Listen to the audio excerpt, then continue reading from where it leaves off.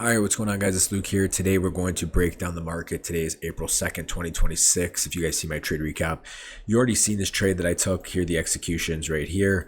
And basically, I do this every single day in the Discord. I break down the market and like the setups you could have taken and stuff like that. And I want to make this video specifically uploaded on YouTube because there's some good points that I wanted to go over, especially with the indicator I use that help me kind of base my bias and stuff around. So let's start from the top here. Starting out on the higher time frame, what did we have, right? On the daily, you could see that at the time, not right now, obviously you see we wicked and rejected off it, but we were respecting out of a daily bullish fair value gap, right?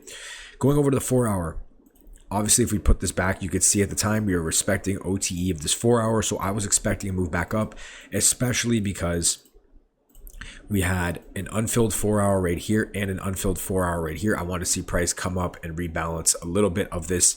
And the thing was, we were just like, okay, let's go to the 1 hour. Overnight, we just had this huge move down. Our next sell side draw was all the way down here. So I was personally favoring a move higher, right? My main draw was going to be like London, any internal highs all the way up to London in this 4 hour, and then maybe up to here. I did not think we were going to go all the way to Asia, right? So market opens up, and before market opens, first of all, let me put the candle back to market open so you kind of see what I was thinking here. Just one sec. 9:30, right here. So this is what I'm looking at market open. Now, this is an indicator that you guys should have. It's the equal highs and equal lows indicator. Let me just pull it up really quick. This one right here. So if you look right here, you could see we had these like perfect equal highs resting right here.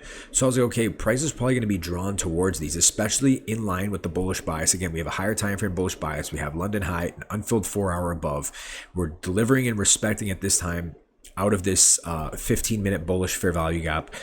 You can see that we're trending higher. We probably want to come up and take out these equal highs right here and then maybe flush higher towards London. So that's why my bias was bullish. We had these equal highs. So if you guys don't have this indicator, this is a really good indicator that you guys can use to find equal highs and equal lows that you might not see normally, right? So I see these equal highs and I'm drawn towards those. So let me put the replay tool off. So what happens? Market opens up and just initially starts pushing up. Now, did I want to just enter right off this candle? Personally, no. I don't really like just foaming in off the like 931 candle or the 930 candle. It's not my thing. I was looking for a continuation. So I want to see price pull back into a fair value gap, give me a strong bullish displacement closeout, and I was willing to long to these highs. But what happens? We pull back into a gap, but we get 2 weak closes out here. So I wanted to see a bullish body close like this or something like that. Then I was going to go for a quick break even and then try to hold for higher. So what happens from there, right? Price just starts moving down, but keep in mind, we still have this 3-minute gap right here. So I'm watching this 3-minute thinking it might push price higher. We obviously get this 3-minute inversion. You probably could have gotten a trade here. You could have entered off that 3-minute right here. With your stop maybe at the body, you would have gone break even there, and then if you were targeting this, it obviously wouldn't have hit, but if you did go for a 1-to-1, you probably would have caught that trade. Personally, for me though, I was leaning more bullish and I did not want to take shorts unless we confirmed lower. Okay, so what happened here, going over on the 1 minute, we obviously had a nice continuation play right here. You definitely could have taken, but at this point, my break even was like, I don't know. I just really wasn't confident in the shorts at this point. I still had a long bias. Looking back, this would have been a pretty good break even probably, or you maybe would have scraped a small winner on this continuation play rate. Like depending on your stop placement, you definitely could have got away with a 1-to-1 or something like that. So looking back, that was you could have definitely caught some shorts on the way, but again, I was still favoring bullish because we were still kind of respecting that 15-minute gap. This one right here, right? So for me, in order to want to short, I don't know, I kind of wanted to see something, price push below, give me a continuation, which is kind of like what we got here. The reason I didn't take the continuation here was because at this point, I had realized that we had an SMT. You could see NQ came down and swept these lows out right here. And ES was still holding higher. Let me just pull up ES really quick. Yeah, right here. So ES was holding bullish, like it was failing to take out those lows and it was just continuing to hold. So we had an SMT, and then we look at NQ, and obviously, I don't know why it keeps doing this, but NQ obviously took out all those lows. So we had a bullish SMT. If we didn't have a bullish SMT against us, I 100% would have probably shorted this right here. But once I see we have an SMT, we can see ES is still holding strong bullish. NQ, I have a bullish bias, and now we have an SMT. I'm not going to take that trade, right? But again, if NQ and ES were both trading below the lows like NQ is here, I would have 100% shorted this and looked for a continuation down to these lows. But the reason I didn't, again, was because of that SMT against us. So from here, we start to see a recovery to the upside. I did see some people long this 1 minute candle right here at 941. I personally didn't like that one. I wanted to kind of wait for like a change in the state or something like that. You also could have entered off this 1 minute candle. I believe there was a 30-second inversion, and you inverse this 1 minute, you kind of get this CISD here as well. That's a great trade as well. Personally, I wanted to see the continuation up higher to confirm that we were going to go to these highs. So if you did take this long, you would have been fine as long as your stop was below. And then same with this one, this would have been a great entry, honestly, this 945 candle. From there, what was stopping us from going higher, right? The only thing we had here was this like 3 minute gap and a 5 minute. So you could have taken the 5 minute close right here, but the problem is, where are you realistically putting your stop? I mean, I guess you could have got in on the 5 minute close. You could have ran your stop like all the way down there, like halfway up, something like that. And then you could have gone break even there, or you targeted there, or you could have just held all the way up. Totally up to you. Looking back though, when you're doing this in live time, it's kind of hard to tell. So at this point, we inverse that 5 minute, we inverse that 3 minute gap. So at this point, I'm just personally looking for a continuation. I want to see price pull back and give me a quick in and out move.